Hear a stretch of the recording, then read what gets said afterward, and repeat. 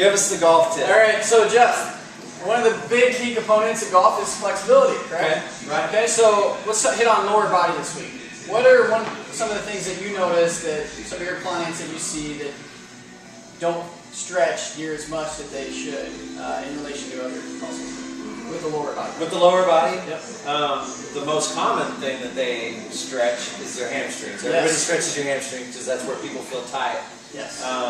The one area that I see often overlooked are the quads and or hip flexors. And so, which ironically are some of the two most important muscles in the golf swing. And I'll hit on that. okay. in a little bit. Well, so, I mean, what I see is people most often feel tight back in their hamstrings.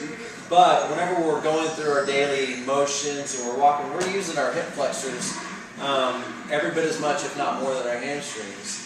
They're doing a lot of work and they get tight. Yeah. We just don't necessarily feel it up here like we do back here. Exactly. And basically, so if this is our pelvis, this is the front, this is the back. If we have tight hip flexors, they want to pull our pelvis forward, like so. Well, since our hamstrings are attached back here, whenever it pulls forward, it lengthens the hamstring, causing tension on it. And so we feel tight in our hamstrings. You know, and so we go, oh, we need to stretch your hamstrings. Well, So you're doing these. yeah, really, you know, we might just need to stretch our hip flexors so that we can loosen up or, you know, make our hamstrings feel better. Not to say that we don't need to stretch our hamstrings. We just need to be very balanced about it. Stretch is an inline lunge stretch. And so I'm just going to get down in this position. My torso is vertical. I don't want to lean forward or lean back, but basically I want to concentrate on just driving my pelvis forward and my body goes with it. So you can use a golf club like this. Yep. Go forward and stretch that hip flexor right here. I feel that stretch right there. Ooh, I feel it too. Yep. Alright. We're going to hold that for about 15 seconds, then relax for a second, and then go right back into it. Another hip flexor stretch that we can do if you have a partner or something to hook your foot on, perhaps a chair, is Do that. We're just going to partner up on this. we're just going to partner up. If you got a golf club, yep. Yes. This is my cane.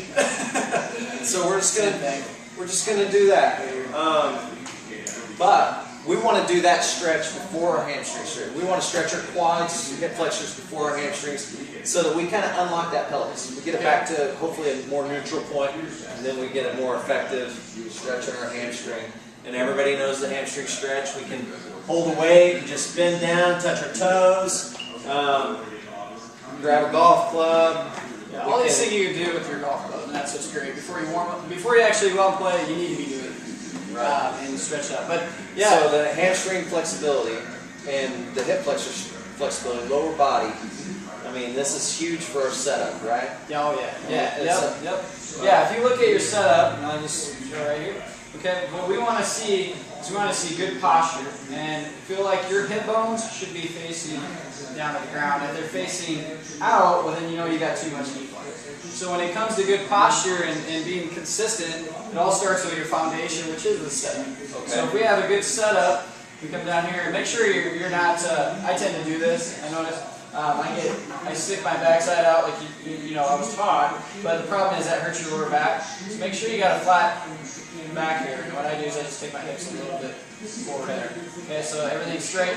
Now, the key to having good flexibility is if you are tight with your quads and your hamstrings, okay, your quads and hamstrings, and even your calves, what's going to happen is you may have a good setup, but then at impact, you rise up. Okay, this is the number one tendency that I see with my students, and inconsistency, and not hitting the center of the club face, which is the key for getting Sweet spot. Hitting the sweet spot, yep, is you got to be able to stay in a good impact position with our spine angle where it was at setup. So when I come through, you can see what's moving.